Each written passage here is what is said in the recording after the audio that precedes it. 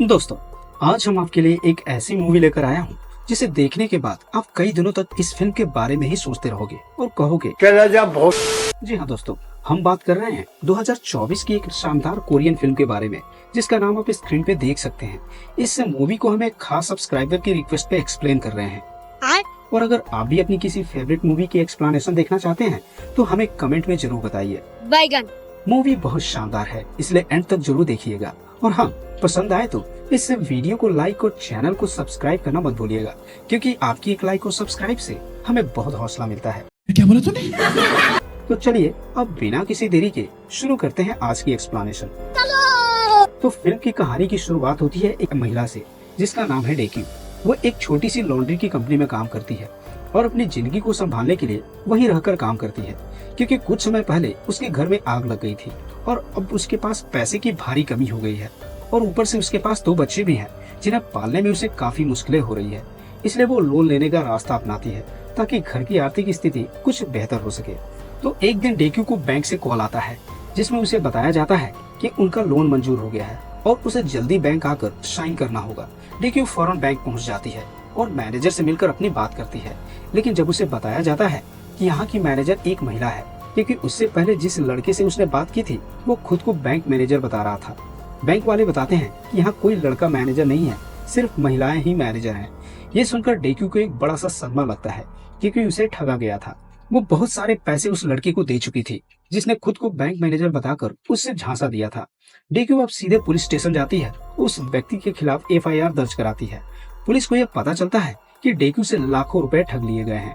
Police वाले उसे बताते हैं कि उसे कम से कम ये तो समझना चाहिए था कि वो लोग उसे धीरे धीरे पैसे लेकर ठग रहे थे। डेक्यू जवाब देती है कि उसे कुछ समझ नहीं आ रहा था, बस वह चाहती है कि उन्हें स्कैमर को पकड़ा जाए और उसका पैसा उसे वापस मिल जाए। पुलिस अधिकारी उससे कहते हैं कि वो इस मामले में पूरी कोशिश करेंगे। अब हम चाइना के एक छोटे से इलाके का सीन देखते हैं जहाँ वो बहुत सारे लड़के एक कमरे में बैठकर कंप्यूटर पे अलग अलग लोगों से बातें कर रहे होते हैं।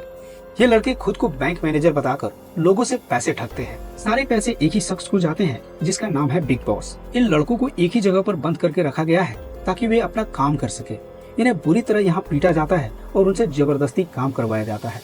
दरअसल ये लोग दूसरे देशों से लाकर यहाँ फंसा दिए गए हैं और उनकी पासपोर्ट भी जब्त कर ली जाती है। एक लड़का यहाँ से भागने की कोशिश करता है तो उसे बेरहमी से पीटा जाता है और धमकी दी जाती है कि हम जानते हैं तुम्हारी फैमिली के बारे में, अगर तुम यहाँ से भागने की कोशिश करोगे तो हम तुम्हारी फैमिली को खत्म कर देंगे। इसके बाद वो लड़का डर के मारे यहाँ से भागने की कभी नहीं सोचता। इस जगह पर मिस्टर सन नाम का एक लड़का है जो मजबूरी में यहाँ काम कर रहा होता है। वो किसी भी कीमत पर इस जाल से बाहर निकलना चाहता है। फिर अगले सीन में देखते हैं कि वही सन नाम का लड़का एक दिन डेक्यू को फिर से कॉल करता है। उस वक्त डेक्यू गाड़ी चला रही होती है और मिस्टर सन उसे बताता है कि वो जानता है कि उसके साथ फ्रॉड हुआ है। वो ये भी कहता है कि वो उसके पैसे वापस दिलवा सकता है, बस उसे पुलिस स्टेशन जाकर रिपोर्ट लिखवानी होगी और वो उसका खबरी बनेगा और उसे हर जानकारी देगा। मिस्टर सन बताता है कि वो खुद वहाँ फंसा हुआ है और वह चाह कर भी कहीं नहीं जा सकता। वो ये भी नहीं जानता कि वो कहाँ है, सिर्फ इतना पता है कि यहाँ बहुत सारी सिलाई मशीनें पड़ी है और उसके पास खुद का फोन भी नहीं है। वो बताता है कि उसने एक बिल्डिंग का नाम देखा है जिसे वो डेक्यू को बताता है और कहता है कि उसे बस इतना ही पता है। वो डेक्यू से रिक्वेस्ट करता है कि तुम जल्दी से यहाँ पहुँचो और पुलिस को भी साथ ले आओ। डेक्यू तुरंत पुलिस स्टेशन जाती है और डिटेक्टिव पार्क से सारी बातें बताती है कि उसे एक एड्रेस मिला है जहाँ उसके पैसे ठगे गए थे और उस जगह पर मौजूद लोगों को पकड़ने के लिए रेड मारनी चाहिए। डिटेक्टिव पार्क जवाब देता है कि उनका केस पहले ही बंद हो चुका है क्योंकि उन्हें कोई लीड नहीं मिली थी। वो बताता है कि ऐसे बहुत सारे लोग हैं जिनके साथ फ्रॉड हुआ है और ये वही लोग हैं जो बार बार नंबर बदलकर कॉल करते हैं। फिर डिटेक्टिव पार्क कहता है कि अब हम कुछ नहीं कर सकते, अब सरकार साथ दे तो हम आगे बढ़ सकते हैं। यह कहकर वो वहाँ से चला जाता है। डेक्यू अपने बच्चों के साथ उसी कंपनी में रहने लगती है जहाँ वो काम कर रही होती है, क्योंकि उसका घर अब जल चुका है। इसके बाद वो उन सभी लोगों से मिलती है जिनके साथ फ्रॉड हुआ था। मिस्टर सन द्वारा भेजे गए लोकेशन को देखकर डेक्यू समझती है कि वो लोकेशन चाइना में है और वहाँ एक नहीं बल्कि कई बिल्डिंग्स हैं जिनके बारे में वो कुछ नहीं जानती। अगले दिन डेक्यू को फिर से मिस्टर सन का कॉल आता है। मिस्टर सन पूछता है कि तुम आ रही हो या नहीं। डेक्यू कहती है बिना लोकेशन के मैं कैसे आ सकती हूँ, मुझे कोई फोटो या क्लू भेजो ताकि मैं तुम्हारे पास आ सकूँ। लेकिन मिस्टर सन जवाब देता है कि हम अंधेरे कमरे में रहते हैं, मैं तुम्हारे पास क्या भेज सकता हूँ, मेरे पास खुद का फोन भी नहीं है, मुझे बस इतना पता है कि यह जगह किंगगाओ नाम से जानी जाती है, तुम इस जगह किसी तरह पहुंचो। फिर अगले सीन में देखते हैं कि पुलिस वाले डेक्यू के बच्चों को ले जाती है। इससे डेक्यू की मुश्किलें और बढ़ जाती है। पुलिस वाले बताते हैं कि हमें लगता है कि ये बच्चे तुम्हारे साथ रहेंगे तो सुरक्षित नहीं रहेंगे, क्योंकि तुम्हारा अपना घर भी नहीं है। हम इन बच्चों को एक सेंटर में छोड़ देंगे और तुम वहाँ इनसे मिलने आती रहना। इसके बाद पुलिस डेक्यू के बच्चों को सेंटर भेज देती है। इतना कुछ होने के बाद डेक्यू परेशान होकर एक दिन अपनी कंपनी में काम करने वाली महिलाओं के पास बैठ जाती है और अपनी बातें बताने लगती है। इनमें से दो लेडीज सगज और बंगरिन डेक्यू को जानकारी देती है कि तुम्हारे साथ जो फ्रॉड हुआ है और ये फ्रॉड करने वाली कंपनी चाइना में है। बंगरिन कहती है कि किंगदाओ नाम की जगह पर मेरी एक बहन रहती है जिसका नाम एरिन है। अगर फ्रॉड वहीं हो रहा है तो हम अपनी बहन की मदद से उन लोगों को ढूंढ सकते हैं। इसलिए तीनों मिलकर चाइना जाने का फैसला करती है। अगले दिन वे कोरिया से चाइना पहुंच जाती है, जहां एयरपोर्ट पे उन्हें एरिन नाम की लड़की मिलती है जो बंगरिन की बहन होती है। सगज अपने साथ कैमरा भी लाई है ताकि वह हर जगह की फोटो खींच सके। अब ये तीनों चाइना के किंगदाओ नाम की जगह पहुंच जाती है और सिलाई मशीन वाली जगह को ढूंढने लगती है, लेकिन उन्हें वो जगह नहीं मिलती जहां फ्रॉड का काम हो रहा होता है। वह एक कंपनी से दूसरी कंपनी से तीसरी कंपनी जाती है, लेकिन उन्हें वो कॉल सेंटर नहीं मिलता। एक दिन उधर फ्रॉड वाली कंपनी में मिस्टर सन अपने दोस्तों से पूछता है कि मुझे फोन चाहिए क्योंकि मुझे अपने दोस्तों से बात करनी है। उसके दोस्त जवाब देते हैं कि यहाँ तुम्हें कुछ नहीं मिलेगा, सिर्फ खाना मिल रहा है वही काफी है। फिर मिस्टर सन एक आदमी से मिलता है जो इन सभी लड़कों पर निगरानी रखने का काम करता है। मिस्टर सन उससे कुछ पैसे देता है जो उसने वहाँ कमाए थे और कहता है कि मैं अब मार खाकर थक चुका हूँ, मेरे ऊपर रहम कीजिए। फिर वो आदमी जवाब देता है कि ठीक है, आज से तुम बाकी लड़कों पर निगरानी रखने का काम करोगे। अब मिस्टर सन को एक फोन भी मिल जाता है और वो इस फोन के जरिए अलग अलग तस्वीरें लेने लगता है, लेकिन उसके पास नेटवर्क नहीं होता जिससे वह तस्वीरें डेक्यू को भेज सके। इसी दौरान इस फ्रॉड कंपनी में और भी लड़कों को भर्ती किया जाता है। उन्हें एक गाड़ी में भरकर दूसरी लोकेशन पे ले जाया जाता है। यहाँ उनके पासपोर्ट जब्त कर लिए जाते हैं और उन्हें अंधेरे कमरे में बंद कर दिया जाता है और उन्हें 3 दिन तक खाना भी नहीं दिया जाता। इतना कुछ देखने के बाद वो लड़का मिस्टर सन हार नहीं मानता। वो चुपके से एक ऐसे कमरे में जाता है जहाँ कंप्यूटर रखा हुआ होता है। वहाँ जाकर वो कैसे भी कंप्यूटर को ऑन कर लेता है और जो तस्वीरें उसने क्लिक की थी उन्हें फैक्स के जरिए कोरियाई पुलिस को भेजने लगता है। ठीक उसी वक्त उसका साथी आता है और मिस्टर सन से पूछता है कि तुम यहाँ क्या कर रहे हो। मिस्टर सन उससे कहता है कि तुम चुप रहो, उन लोगों ने तुम्हारी टांग तोड़ दी है और मैं तुम्हें यहाँ से निकाल सकता हूँ, बस तुम मेरा साथ दो। बाहर जाकर देखो कि कोई अंदर ना आए और अगर आए तो उसे रोकने की कोशिश करो। मिस्टर सन का दोस्त बाहर जाता है और किसी को वहां आने से रोकने लगता है। तब तक मिस्टर सन अपना पूरा काम कर लेता है और सारी तस्वीरें और वीडियोस को कोरियाई पुलिस को भेज देता है और काम खत्म करने के बाद ही बाहर वापस आता है। अब जब सारा डेटा कोरियाई पुलिस को मिलता है तो वह हैरान रह जाते हैं।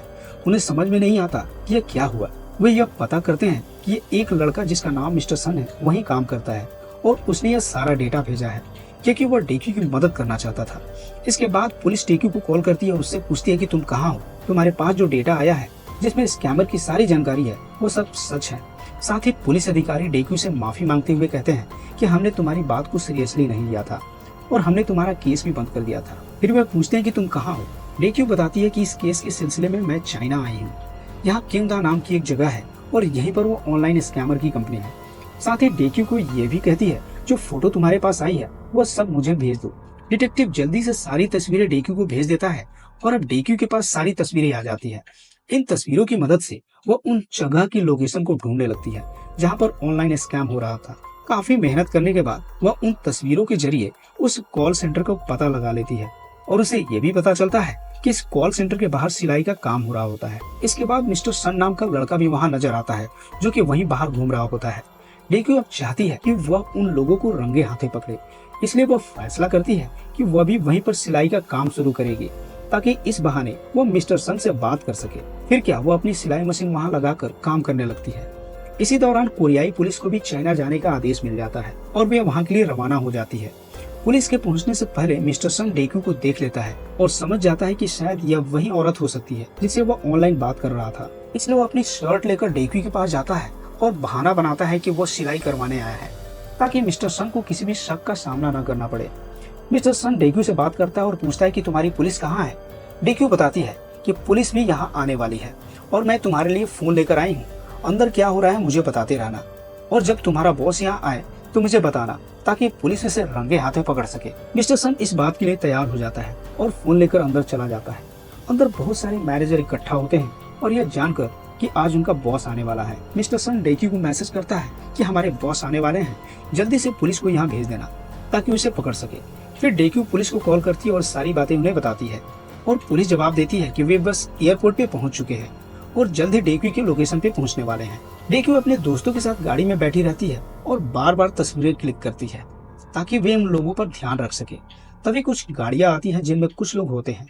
वे लोग सीधे अंदर जाते हैं और हाथों में डंडे लिए होते हैं और अंदर जाकर फ्रॉड करने वाले सभी लोगों को बुरी तरह से पीटने लगते हैं, जिसमें मिस्टर सन का भी खून टूट जाता है, उसे भी बहुत मारा जाता है। इसके बाद वे सभी लड़के उन लोगों को मार पीट कर वहाँ से निकल जाते हैं। तभी एक गाड़ी आती है जिसमें बिग बॉस यानी उन सब का हेड होता है। वह भी इस बिल्डिंग के अंदर जाता है और कुछ देर के बाद बाहर निकल जाता है। डेक्यू और उसके दोस्त समझ नहीं पाते कि आखिर यह सब क्या हो रहा है। वे तय करते हैं कि वे उस बॉस का पीछा करेंगे ताकि जान सके कि ये लोग कहाँ जा रहे हैं। इसके बाद वे अपनी गाड़ी की मदद से बॉस का पीछा करने लगते हैं। तभी मिस्टर सन और उसका दोस्त गाड़ी के सामने आ जाते हैं, जो कि मिस्टर सन बहुत ज्यादा घायल होता है और उसका दोस्त बताता है कि वह किसी तरह बच गया, लेकिन मिस्टर सन को काफी चोटें आई है। मिस्टर सन डेक्यू से कहता है कि मैंने फोन में सब कुछ रिकॉर्ड कर लिया है, तुम यह सब देख लेना। फिर डेक्यू और उसके दोस्त उस वीडियो को देखने लगती हैं जो मिस्टर सन ने बनाया था। वीडियो में बिग बॉस अपने लोगों से कह रहा होता है कि इन सभी को बहुत ज्यादा पीटो और इतना पीटो कि इन्हें ऐसा लगे कि यहाँ ड्रग्स का काम हो रहा था। वीडियो में वो ये भी बताता है कि वह इस देश को छोड़कर किंगदाओ एयरपोर्ट जाएगा और वहाँ से दूसरी जगह जाकर वहीं स्कैमिंग का काम करेगा, यानी नए कॉल सेंटर खोलेगा। डेक्यू को ये समझ आता है कि उसे किंगदाओ एयरपोर्ट जाना चाहिए, नहीं तो वह स्कैमर यहाँ से भाग जाएगा और उसे फिर पकड़ना काफी मुश्किल हो जाएगा। इसलिए डेक्यू अपने तीनों दोस्तों के साथ किंगदाओ एयरपोर्ट निकल जाती है और उनकी एक दोस्त बंगरी वहीं रुक जाती है। इसी बीच कोरियाई पुलिस और चाइनीज पुलिस भी पहुंच जाती है, लेकिन वे काफी देर से आए होते हैं जिससे वो कुछ नहीं कर पाते। वे केवल कुछ लड़कियों को ढूंढ पाते हैं जो बहुत ज्यादा घायल हो गई थी। डेक्यू और उसके दोस्त एयरपोर्ट पर पहुंच जाती है और स्कैमर को ढूंढने लगती है, लेकिन बिग बॉस कहीं भी नजर नहीं आता। फिर डेक्यू एक आदमी के हाथ में घड़ी देखती है और समझ जाती है कि यह वही आदमी है जिसके हाथ में वो घड़ी वीडियोस में देख चुकी थी। इसलिए वो अपनी दोस्त सोजा के साथ उस आदमी का पीछा करने लगती है, लेकिन बिग बॉस को शक हो जाता है कि ये दो लड़कियां उसका पीछा कर रही हैं। फिर वो डेक्यू के पास आता है और पूछता है कि तुम मेरा पीछा क्यों कर रही हो, आखिर क्या बात है। डेक्यू बिना किसी डर के बोल देती है कि तुमने मेरे साथ फ्रॉड किया है, तुमने मेरे 22,000 लूटे हैं। बिग बॉस मुस्कुराते हुए कहता है कि बस इतनी सी बात, और फिर अपने बैग से बहुत सारे पैसे निकालकर कहता है ये 5 लाख है, चुपचाप यहाँ से लेकर निकल जाओ, किसी को बताना भी मत। यह कहकर अपने आदमी के साथ वहाँ से चला जाता है। डेक्यू अपने दोस्त से कहती है कि मुझे पैसे मिल गए हैं, लेकिन मैंने जो बात कहनी थी वह नहीं कह पाई, मुझे उसे सबक सिखाना होगा। इसलिए वो फिर से बिग बॉस के पास जाती है और कहती है कि तुम स्कैमर हो, तुमने केवल मेरा ही नहीं बल्कि बहुत सारे लोगों का पैसा ठगा है, इसलिए मैं चाहती हूँ कि तुम खुद को सरेंडर कर दो। बिग बॉस गुस्से में आ जाता है और उसे बाथरूम में ले जाकर बुरी तरह से पीटता है और कहता है कि अगर मैं चाहूँ तो मैं तुम्हें मार सकता हूँ, लेकिन मैं बहुत जल्दी में हूँ, इसलिए मैं तुम्हारे ऊपर अपना टाइम वेस्ट नहीं करना चाहता। इसके बाद वो डेक्यू को लात घुसे मारकर वहाँ से निकल जाता है, लेकिन जैसे ही वो कुछ दूरी पे जाता है उसे पता चलता है कि उसका पासपोर्ट उस औरत ने चुरा लिया है, यानी डेक्यू ने चुरा लिया था। इस वजह से डेक्यू के पास वापस आता है जहाँ डेक्यू के पास अभी भी उसका पासपोर्ट था। डेक्यू उसका पासपोर्ट फाड़ देती है उसी के सामने और यह देखकर बिग बॉस को बहुत गुस्सा आ जाता है। वह डेक्यू को बुरी तरह से पीटने लगता है और उसका गला दबाकर उसे मारने की कोशिश करता है, लेकिन तभी पुलिस आ जाती है और उसे हिरासत में ले लेती है। इस तरह डेक्यू और पुलिस वाले मिलकर इस स्कैमर को पकड़ लेते हैं। इस बीच डिटेक्टिव पार्क भी वहाँ आ जाता है और डेक्यू से बोलती है कि तुम हमेशा देर से आते हो, अगर तुम थोड़ा जल्दी आते तो शायद मैं मार खाने से बच जाती। लेकिन डेक्यू खुश होती है कि जिन लोगों ने उसके साथ फ्रॉड किया था वे बस पकड़े जा चुके हैं, और इस तरह डेक्यू की जिंदगी एक फिर से ट्रैक पे आ जाती है और वो अपने बच्चों के साथ खुश रहने लगती है। वहीं बिग बॉस के वकील डेक्यू के आसपास घूमने लगते हैं और उसे सेटलमेंट करने का ऑफर देते हैं, ये कहकर कि हम आपको बहुत सारा पैसा देंगे। लेकिन डेक्यू ऐसा नहीं करती, वो सिर्फ न्याय चाहती है। वहीं मिस्टर सन के पास बहुत सारी पुलिस आ जाती है जो उससे बिग बॉस के बारे में जानकारी मांगती है, और इसके साथ ये सच्ची घटना पे आधारित फिल्म का होता है दी एंड। तो दोस्तों, उम्मीद करता हूँ आपको यह मूवी पसंद आई होगी। अगर पसंद आई हो तो प्लीज हमें कमेंट करके जरूर बताएं और इस वीडियो को लाइक करके अपने दोस्तों के साथ शेयर करना ना भूलें। और अगर आप नए हैं तो इस चैनल को सब्सक्राइब करके नोटिफिकेशन बेल दबा दीजिए। हम फिर मिलेंगे एक और शानदार कहानी के साथ। तब तक अपना और अपनों का ख्याल रखिए एंड थैंक्स फॉर वॉचिंग।